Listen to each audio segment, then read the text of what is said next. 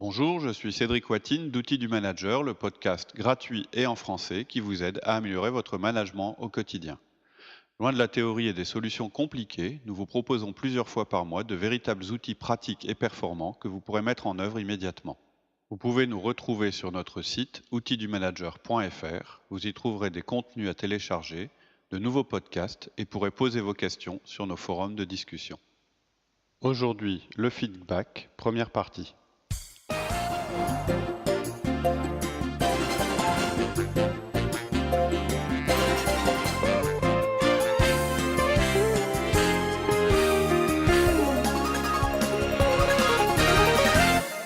Bonjour Cédric. Bonjour Laurie.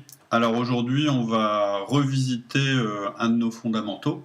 Je rappelle que Outils du Manager, c'est une méthode qui est basée sur quatre outils fondamentaux principaux. Le premier, le plus important, c'est le 1 à 1.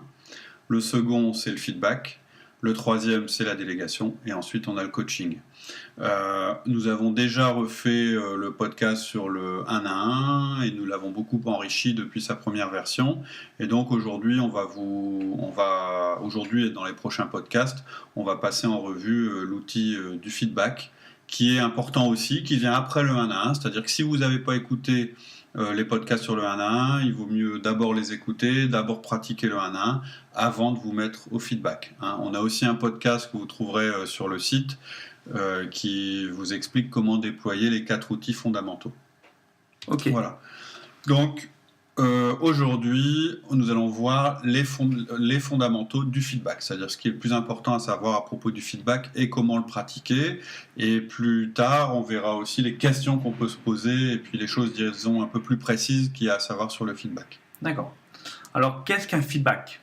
Comment on peut traduire le mot feedback ? Alors, effectivement, feedback, c'est un mot qui est en anglais. On aurait bien voulu trouver un mot français qui soit tout aussi signifiant, mais on n'a pas trouvé. Ça peut être un retour d'information, par exemple, mais c'est moins explicite que le mot feedback. Donc, un feedback, c'est un moyen de transmettre un retour à une personne sur ses actes, avec comme objectif d'agir sur ses actes futurs, soit en les corrigeant ou soit en les renforçant. On rappelle qu'on ne change pas les gens, mais on peut influencer leur comportement. Voilà, le principe de notre méthode, c'est certainement pas d'aller changer ce que pensent les gens, ou bien ni même de comprendre leur manière de fonctionner pour la corriger. On pense que c'est d'abord pas forcément respectueux de l'individu, et ensuite on pense que c'est pas efficace. Notre méthode, elle est basée sur le comportemental, c'est-à-dire comment faire pour que les gens dont vous avez la charge se comportent de la manière que vous attendez d'eux. Et lorsqu'on parle de comportement, on ne parle pas d'attitude, etc. On parle d'action. C'est-à-dire que votre objectif en tant que manager, c'est bien d'amener votre équipe à avoir la meilleure performance possible dans le respect des individus. Donc le feedback, ça va être l'outil qui va vous permettre d'influencer leur comportement en leur donnant des informations sur ce que vous attendez d'eux et en vous basant sur ce qu'ils ont fait. C'est-à-dire ils ont agi d'une certaine manière, ils ont fait un certain type d'action, et vous allez soit leur dire que c'est dans ce sens que vous voulez qu'ils travaillent, ou soit leur dire que vous voulez qu'ils modifient ces actions. Leur comportement. Tout à fait. D'accord. Donc il va y avoir en gros deux types de feedback. Le feedback correctif, ou bien le feedback négatif, correctif ou négatif, c'est la même chose, c'est-à-dire que vous voulez que l'autre améliore sa façon de faire. Et ensuite, il y aura le feedback positif qui indique à l'autre qu'on voudrait qu'il continue ce qu'il a fait. Encourager une bonne pratique. Voilà, c'est ça. Et ce qu'il faut retenir aussi, toujours dans la définition générale du feedback, c'est que le feedback doit être régulier, délivré de façon neutre, plutôt en tête-à-tête, et pas trop longtemps après le comportement observé. Voilà. Si je résume, donc le feedback, c'est un moyen de transmettre un retour à votre collaborateur sur ses actes. L'objectif, c'est d'agir sur le futur, puisque le passé, on ne peut pas agir dessus, en s'appuyant sur le passé. Donc, il y a deux types de feedback, le feedback correctif et le feedback positif. Le feedback, c'est quelque chose qui se fait de manière régulière, de façon neutre, et plutôt en tête-à-tête. Il ne faut pas que ça dure longtemps, et il faut que ça arrive évidemment après le comportement observé. D'accord. Qu'est-ce que n'est pas un feedback ? Alors, le feedback, c'est jamais une tentative de manipulation. C'est jamais une tentative de changer la nature profonde de l'individu, puisque ça lui appartient. C'est-à-dire ce qu'il y a dans sa tête. Vous n'avez pas à agir là-dessus. C'est-à-dire c'est pas dans votre domaine, dans votre champ d'action. La seule chose sur laquelle vous pouvez agir, c'est sur ses actions et son comportement, sans jugement. D'accord. Donc le feedback ne juge pas la personne, mais vise à modifier son action. En fait, le feedback, c'est aussi, deuxième chose, c'est pas une réprimande. C'est pas une grosse explication, pour employer des termes, je dirais, corrects. C'est pas une explication violente où on vide son sac et où on risque de vexer la personne ou générer un blocage. Vous savez, le genre de truc... Mettre mal à l'aise la personne. Voilà, ou le genre de truc, votre collaborateur, ça fait un moment que ça va pas, mais vous lui en avez jamais parlé parce que vous êtes dit, oh, c'est peut-être pas le moment, etc. Puis à un moment, vous en pouvez plus, vous arrivez, vous explosez. Alors ça, c'est pas un feedback. Un feedback, c'est quelque chose qui, on va y revenir, mais c'est quelque chose qui se fait de manière régulière, qui est non traumatisant, et puis où vous avez décidé que pour que le comportement évolue, vous pouviez laisser du temps à la personne. Pourquoi nous devons donner des feedbacks à nos collaborateurs ? Alors la première chose à dire, c'est que du feedback, vous en donnez déjà à votre collaborateur. En réalité, dans vos actions, dans votre manière de réagir, ou bien même de ne pas réagir, vous envoyez des signaux à vos collaborateurs.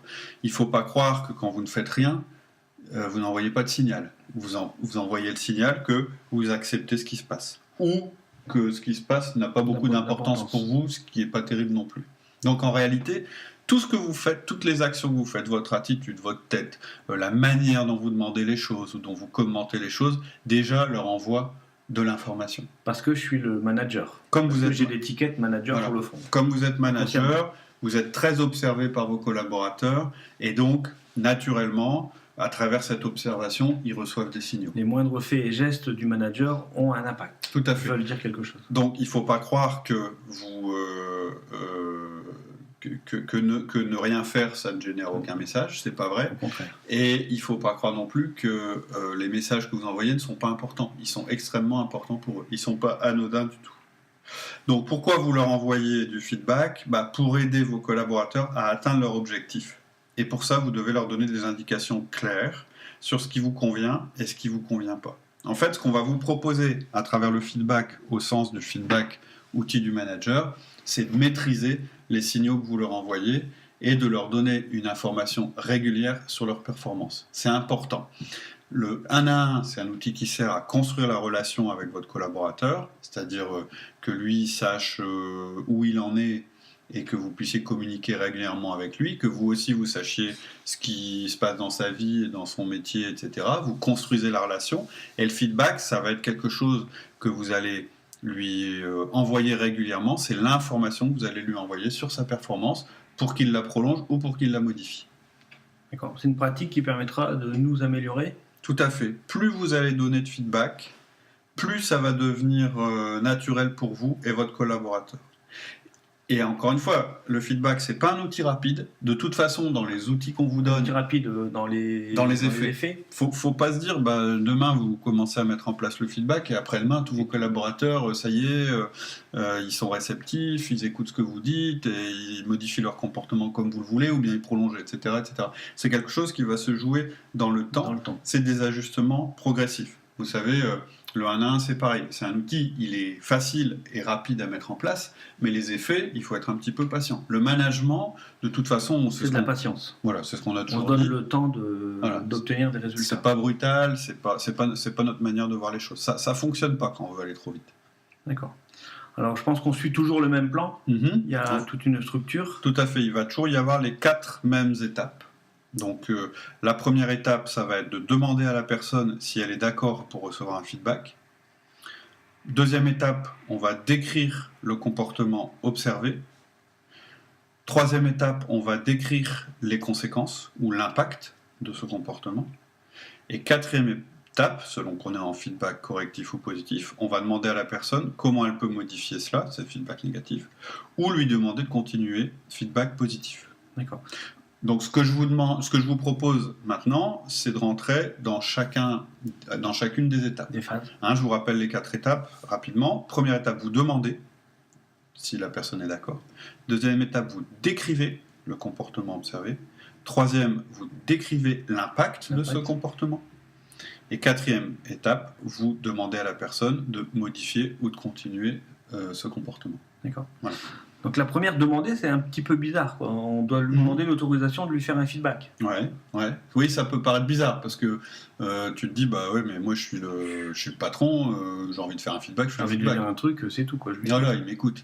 Bah oui, c'est vrai. Au même titre que vous pouvez utiliser votre autorité régulièrement, ou plutôt essayer d'être un peu plus malin et puis de travailler en influant vos collaborateurs. On en a déjà parlé. Il y a 3 types de pouvoir dans l'entreprise. Il y a l'autorité qu'on vous donne, c'est-à-dire le pouvoir que vous avez parce que vous êtes chef, la hiérarchie. C'est le pouvoir, selon nous, qu'il faut utiliser le moins souvent, parce que c'est celui qui s'use quand on s'en sert trop. Si vous êtes toujours obligé de référer au fait que vous êtes le chef pour obtenir ce que vous voulez, quelque part, c'est que vous n'êtes pas vraiment reconnu. Deuxième autorité, c'est l'autorité de compétence, c'est-à-dire qui vous est conférée, je suis directeur commercial parce que je suis meilleur vendeur. Et puis troisième pouvoir, c'est l'influence, c'est celui qu'on préconise, où là, vous travaillez en connaissant bien vos collaborateurs, en ayant compris leurs aspirations et comment ils fonctionnent, et en essayant de vous adapter. Donc nous, on va toujours vous conseiller d'utiliser le troisième pouvoir, celui justement plus vous l'utilisez, plus vous réussirez à l'utiliser, plus il sera puissant, plus vous aurez une bonne collaboration avec vos employés. Et donc, pourquoi est-ce qu'on vous incite à demander si le collaborateur est prêt à recevoir le feedback ? Simplement parce que s'il n'est pas prêt à le recevoir, ça n'aura aucun effet. Donc, je vous conseille de demander à votre collaborateur s'il est disponible pour recevoir un feedback. Vous lui donnez donc la possibilité de suggérer un lieu ou un moment différent, parce qu'il peut être occupé ou parce qu'il n'est pas à l'aise à l'endroit où il est, au moment où il est pour le recevoir. Et même si vous êtes en capacité de donner ce feedback, c'est-à-dire sans émotion, qui pourrait brouiller le message, c'est aussi important que lui soit en capacité de le recevoir. S'il n'est pas en capacité de recevoir le message, il ne vous entendra pas. Donc ça ne sert à rien. Si c'est un magasinier, il est en train de décharger un camion, oui. Vaut mieux le laisser décharger son camion, remplir ses papiers. C'est lui qui jugera. Peut-être qu'il y a des gens qui sont capables d'entendre des choses en faisant autre chose. Et puis voilà, il faut vous adapter à votre collaborateur. Et ça vaut aussi bien pour un feedback positif que pour un feedback correctif. Il y a beaucoup de managers qui ne demandent pas, qui estiment qu'effectivement, il faut peut-être demander si c'est un feedback correctif parce que c'est un peu plus, entre guillemets, traumatisant qu'un feedback positif. Mais non.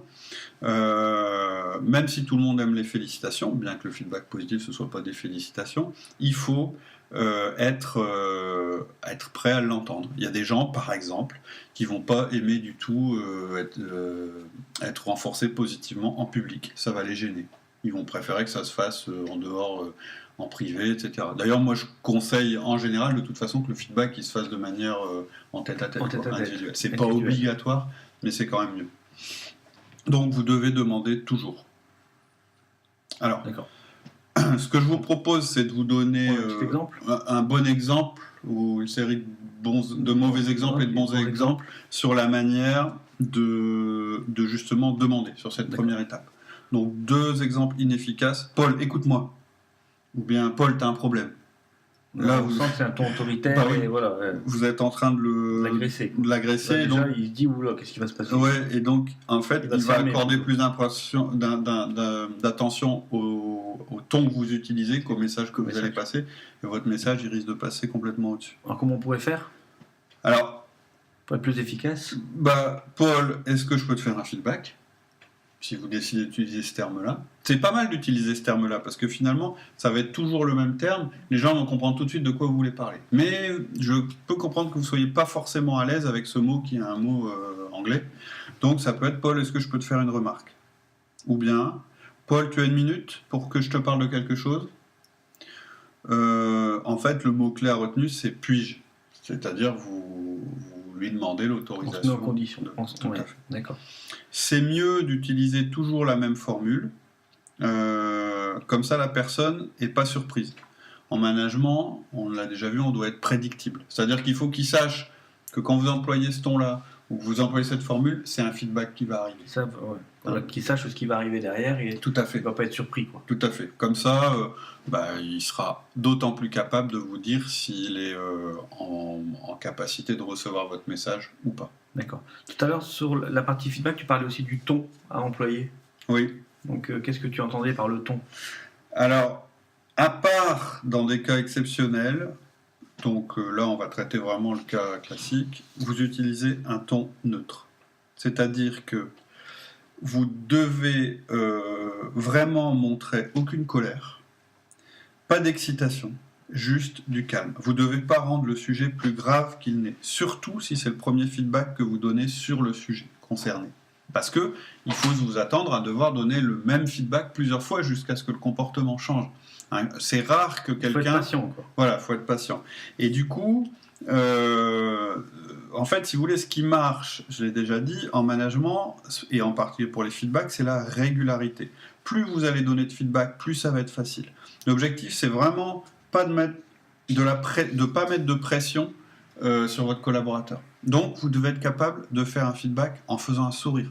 Si vous n'êtes pas capable de sourire, ne faites pas de feedback. Attendez d'être calmé, d'avoir décanté un petit peu, et n'oubliez pas que l'objectif, c'est que ce soit soft et sans douleur.